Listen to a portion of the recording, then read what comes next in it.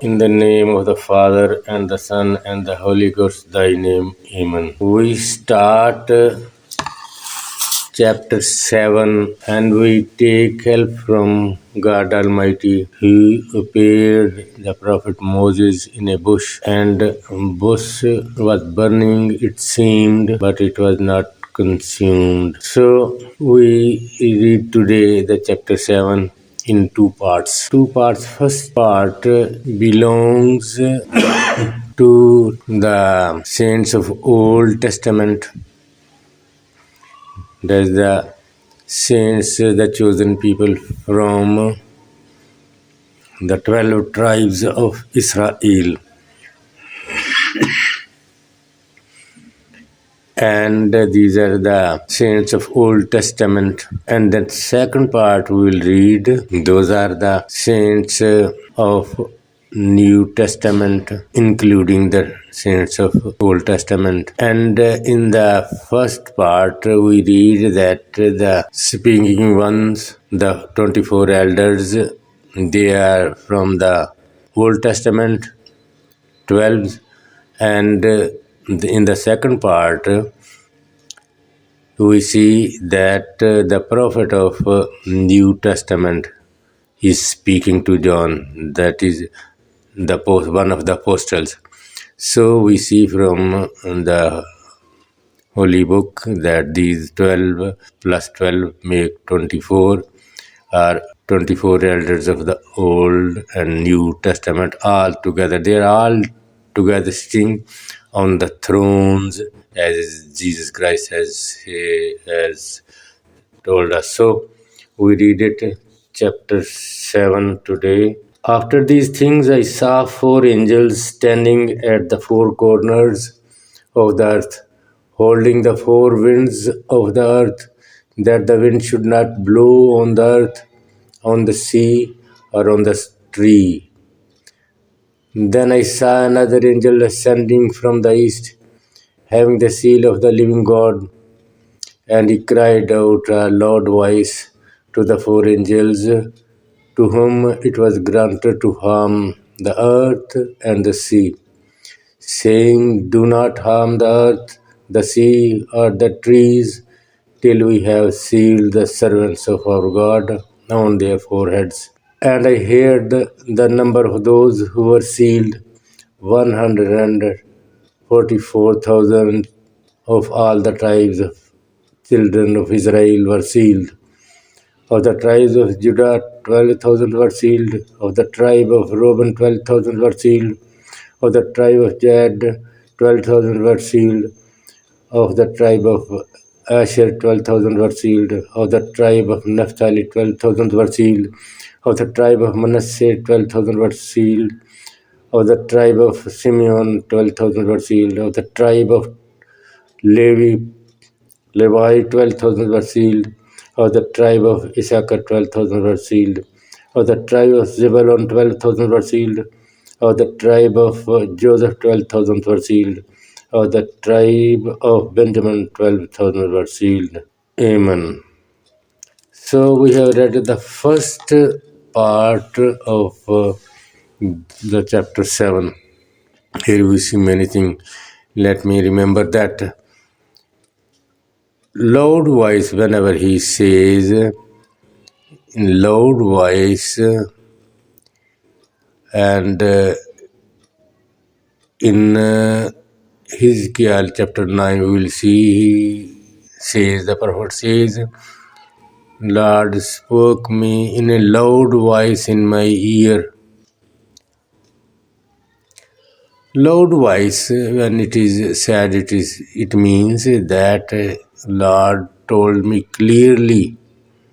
I heard clearly. There was no doubt in my listening or understanding.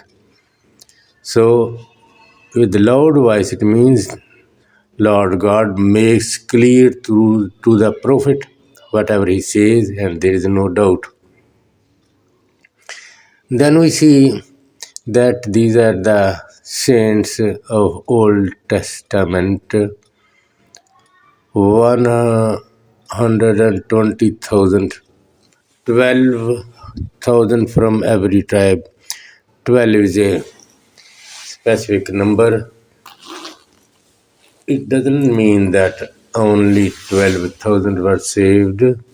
It means 12 multiplied 12 by 12, 12 again multiplied by 12. There may be many.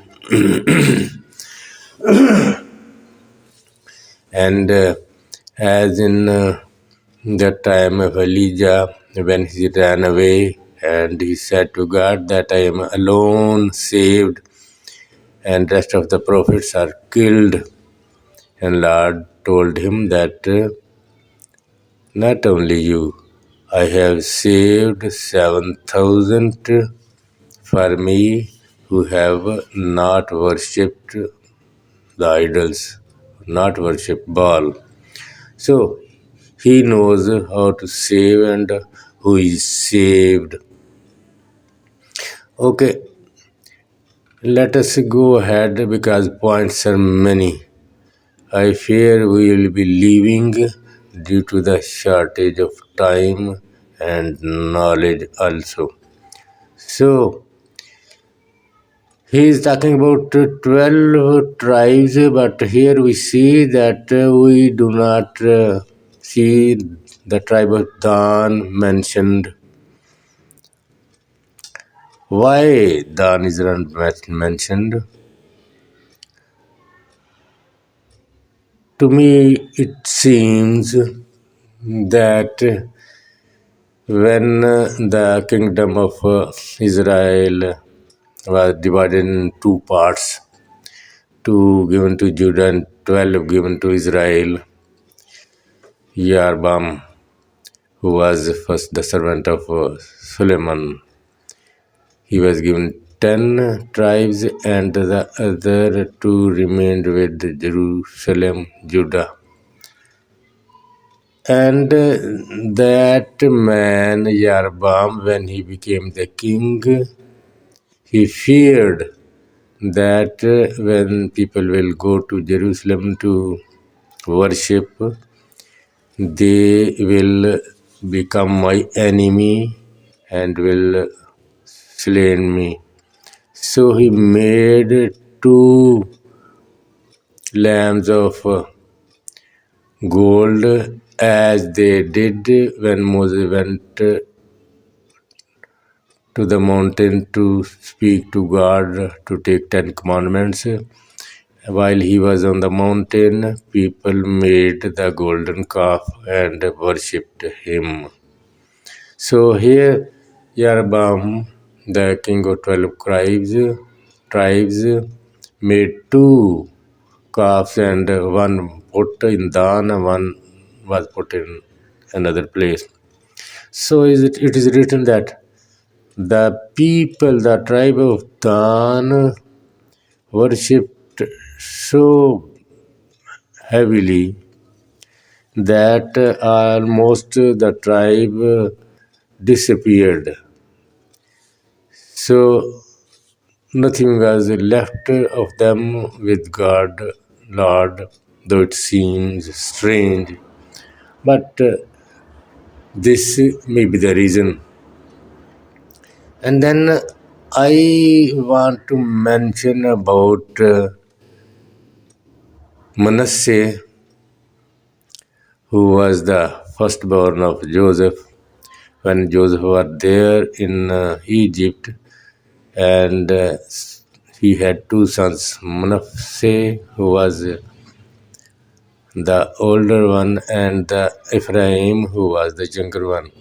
And when Prophet Jacob went there, he said that these two sons are mine, and he blessed Manasseh more.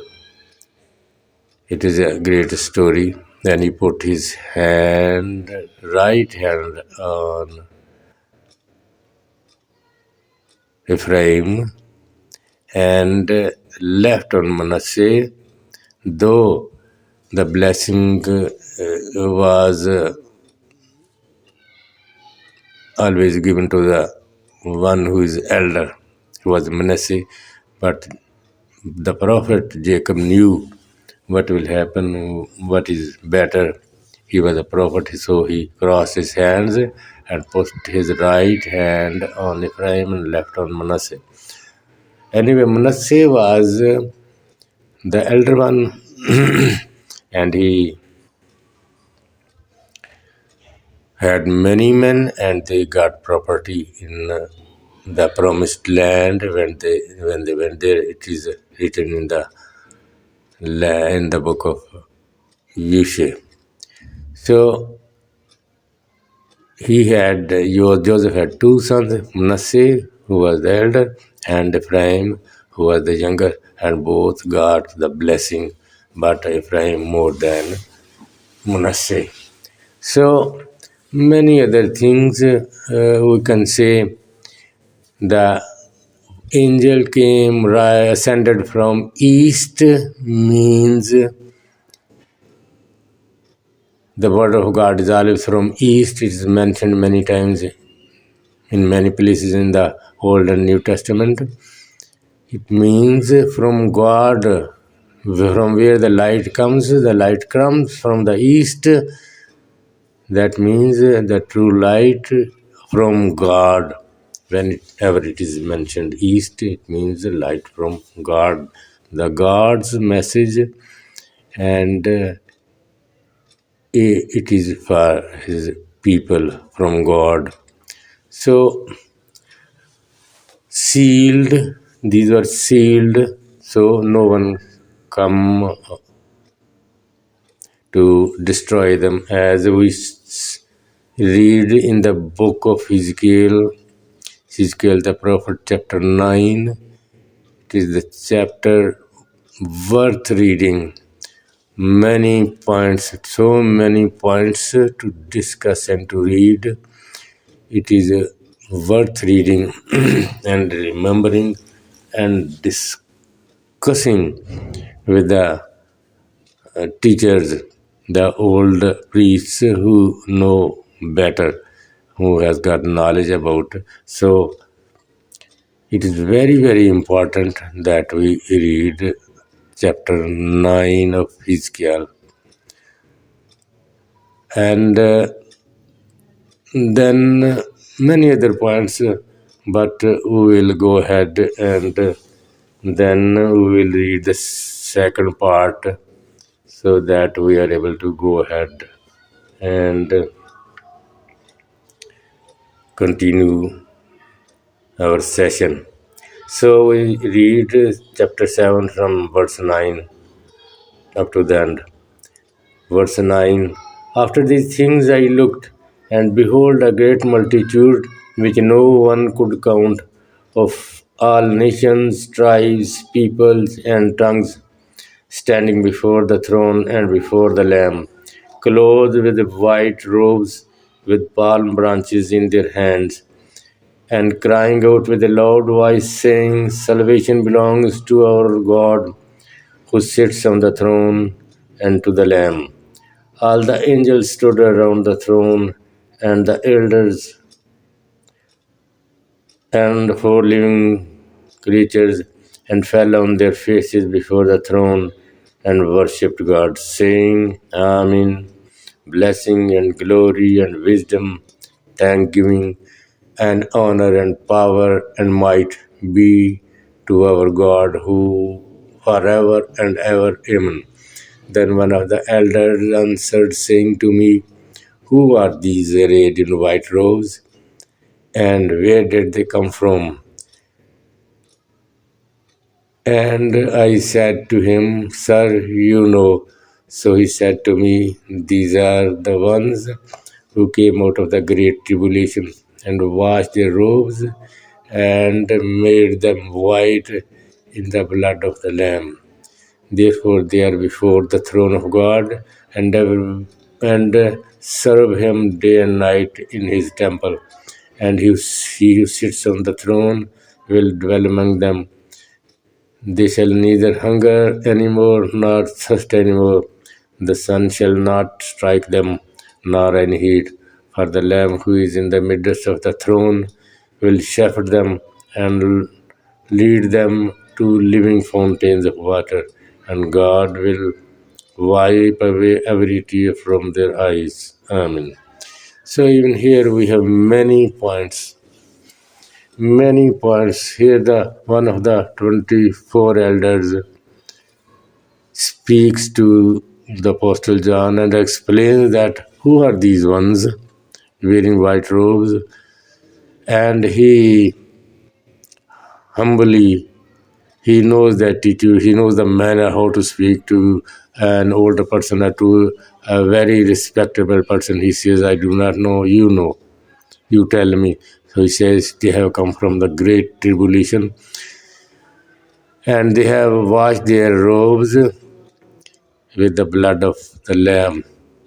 Here we learn from this point and from other all apostles and prophets that only the blood of Lamb is the soap, only soap uh, which can wipe away all the dirt of our clothes is the blood of Lamb. Only soap which is worthy to clean the dirty clothes is the blood of Lamb.